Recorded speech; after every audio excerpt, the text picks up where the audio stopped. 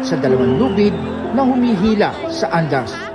Dahil sa sobrang pag-agawan sa lubid, hindi agad ito napansin ng mga deboto na mistulan na silang nagcha-cha-cha pero hindi umuusad ang andas.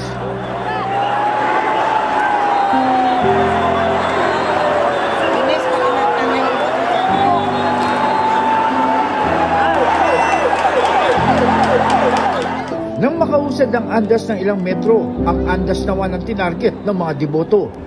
Nagsilbing tulay ang mga balikat at ulo ng mga deboto ng mga kapwa nila deboto na sabik na makasampa ng andas.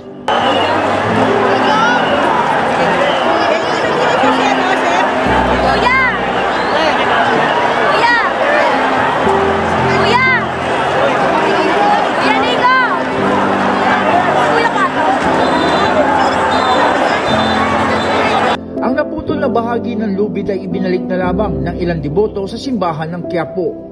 Ang pagkaputol ng lubid ang sanhi, kaya't bumagal pa ang pag-usad ng andas dahil hindi na magkasabay ang hila. Nagbunga din ito ng magkakaiba ng direksyon ng tinatawag nilang agos. Huwag na mo kayo umakyat, mga kapatid! Bago pa dumaan ang traslasyon sa Arlegui Street, inabutan ko ang grupo ng mga deboto na nagmula pa sa Bacoor City sa Cavite at nalaman ko na ilan sa kanila ay nagbabalak na makihatak sa lubid o makasampa sa andas. Gagawin po namin ngayon, pagdating po ng Nazareno dito po, mag-ano po kami sa lubid, mag-iinom po kami sa lubid, magkasalan po sa lubid, gano'n. Edad 18 nang magsimulang maging aktibo sa traslasyon ng Nazareno si Gerald at ito ay namana pa niya sa kanyang ama na namana naman ang pamamanata sa ama nito. Itinuturing ni Gerald na dalisay ang motibo sa pakikibahagi sa traslasyon at anya hindi makakaila na may ilan na iba ang hangarin. Opo.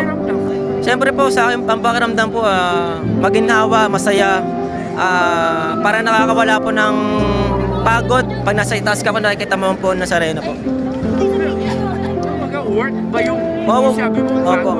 Worth it naman po talaga. Sabihin na natin, delikado, may panganib, Opo. pero worth ba Worth it naman po. Worth it to worth it. Di ko po iniisip yung delikado, yung kung ano mangyayari po sa akin. Ang sa akin lang po, masalaya ko po yung poong Nazareno. So, baga masasabi mo na yan, pangangatwiran, yan din ang pangangatwiran ng mga talagang masigasig na gusto sumampa. Sa akin po, ayun po talaga yung ang sabi niyo po ang pangatwiran nga po. Yung iba po kasing tao ngayon hindi na po yung devotion ng yung ginagawa Parang pasigatan na lang po nangyayari ngayon.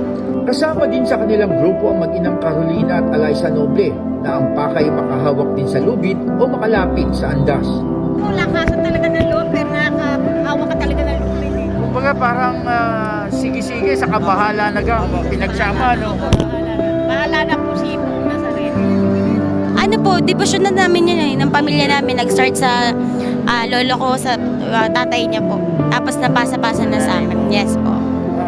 Meron ka bang parang personal na kahilingan? Yung parang Yun po, sa katulad. sarili. Hindi po, yung para lang din sa pamilya ko. Especially sa nanay ko. Yun nga, di ba may sakit po siya sa puso. Gumaling siya. Since gumaling siya, syempre, inano na po namin para magtuloy-tuloy din yung paggaling.